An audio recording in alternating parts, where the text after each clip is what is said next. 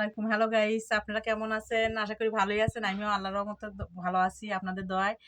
আমি আজকে বাজারে গেছি, বাইলে মাছ নিয়ে যাচ্ছি। বাইলে মাছ কার কার পছন্দ অবশ্যই কমেন্ট করে জানাবেন। আর পাঙ্গাস মাছটা আমার খুব পছন্দ, কিন্তু পাঙ্গাস মাছ শীতের শীতের দিনে খাওয়া যায় না দেখে কিনি না। কিন্তু সেই জন্য ছোট থেকে একটা পাঙ্গাস নিয়েছি, অনেক খেতে মন যাচ্ছে।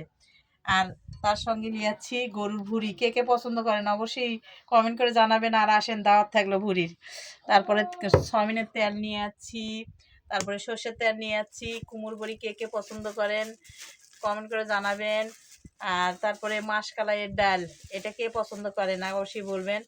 তো দাওয়াত থাকলো আপনাদের। তারপরে এই যে বেকারির কিছু সদাপাতি নিয়ে যাচ্ছি আমার বাচ্চার জন্য।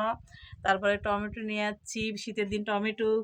ধনের পাতা তো অবশ্যই থাকবেই, কিসের জন্য, যতদিন থাকবে এটা খেতেই হবে। তারপরে মিষ্টি নাও নিয়ে যাচ্ছি, মূলো নিয়ে যাচ্ছি ভাত খাওয়ার জন্য, ভাত দিয়ে খেতে মূলো ভালো লাগে। তারপরে কাঁচামরিচ নিয়ে যাচ্ছি, তারপরে বেগুন নিয়ে যাচ্ছি, শুকনো মরিচ, হল্যান্ডার আলু। এই যে আয়ান মিষ্টি পরোটা খাবে, হাটে গেলে মিষ্টি পরোটা আয়নের অবশ্যই খেতে হবে, ওই জন্য মিষ্টি পরোটা নিয়ে যাচ্ছি। আমিও পছন্দ করি, আগে তো আমি আমার আব্বুর সাথে যাই হাটের দিনে আমি খেতাম। তো ওখানে বসে থেকে খাওয়ার সময় হয়নি, তার জন্য আয়নের জন্য অল্প করে নিয়ে যাচ্ছি। আমি হাটের এখন বড় হয়ে গেছে, এখন আর খেতে মন চায় না হাটে, ওই জন্য খালি আয়নের জন্য নিয়ে যাচ্ছি।